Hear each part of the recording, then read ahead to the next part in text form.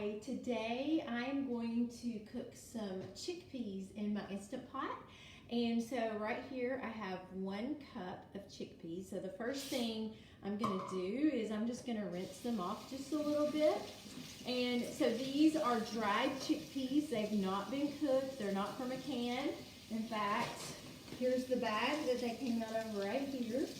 And if you've been watching some of my videos, you've probably heard me talking about Azure Standard.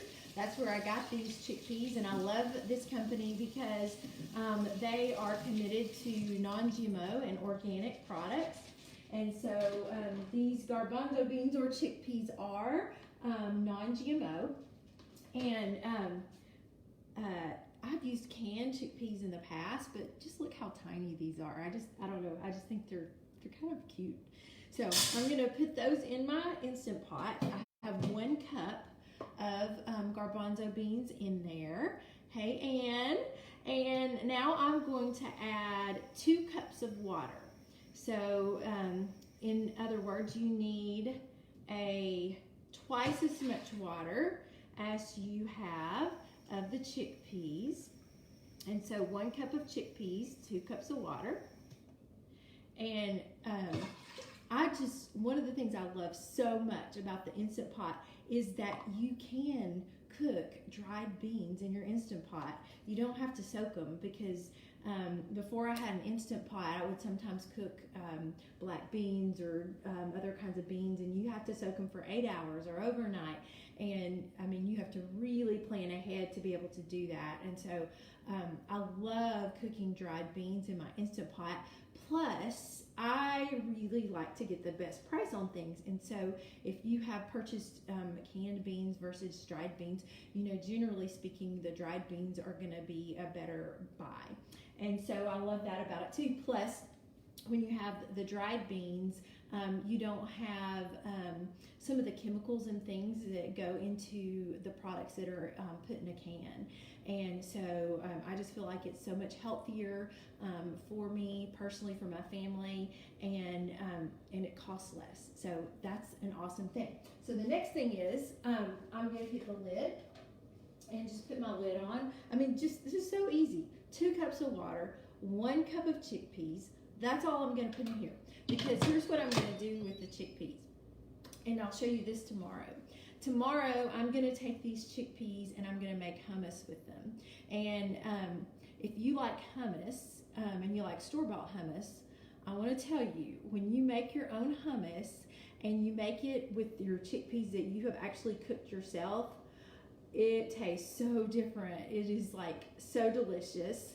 And we love to eat our hummus with carrots and with little cherry tomatoes, and to slice up peppers and eat strips of pepper with it.